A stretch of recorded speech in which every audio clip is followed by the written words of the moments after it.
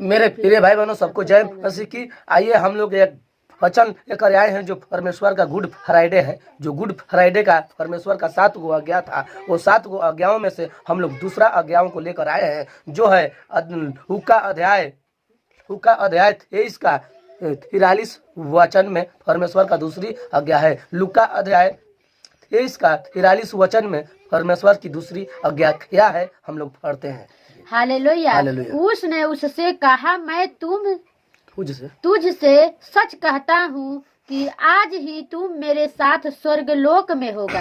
Hallelujah. Hallelujah. हे मेरे प्रिय भाई बहनों, परमेश्वर का यहाँ दूसरी आज्ञा यह है कि उसने उससे कहा, मैं तुझसे सच कहता हूँ कि आज ही तू मेरे साथ स्वर्गलोक में होगा।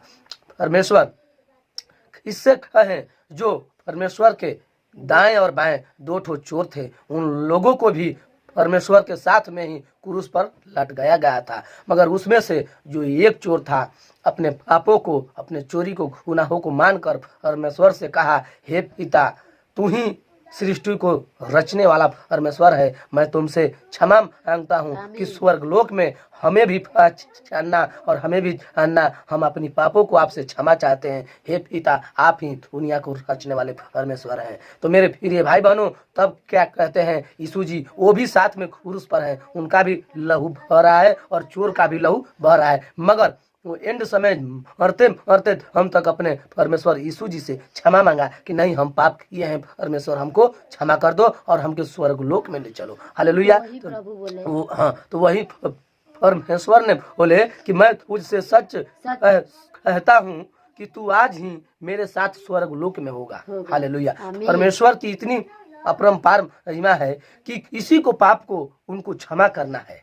हालेलुया। जब चोर वहाँ परमेश्वर से विनती किया, प्रार्थना किया, कहा, हे पिता, हमको क्षमा कर दे, तो परमेश्वर की दया दृष्टि ऐसी है कि वो किसी को क्षमा कर देते हैं। उस चोर को उसी समय कहा है कि मैं तुमसे सच कहता हूँ कि तू मेरे साथ ही स्वर्गलोक में आज ही तू होगा, क्योंकि तुमको इतना जब विश्वास हो गया कि मैं ही परमेश्वर हूँ, अपने पापों को क्षमा कर लिए, तो तुम आज ही हमारे साथ में स्वर्गलोक में होगा।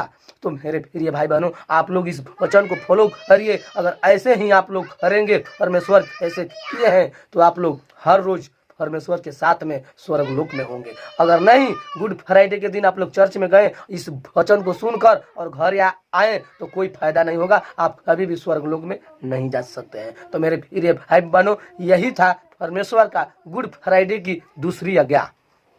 तो हम लोग इसी के साथ वीडियो को एंड करते हैं। आशा करते हैं कि ये गुड फ्राइडे की परमेश्वर का दूसरी आज्ञा आप लोग को समझ में आ गया होगा कि क्या थी। तो मिलते हैं अगले वीडियो में हम लोग, तब तक के लिए मेरे सभी प्रिय भाई बहनों को जय मसीह।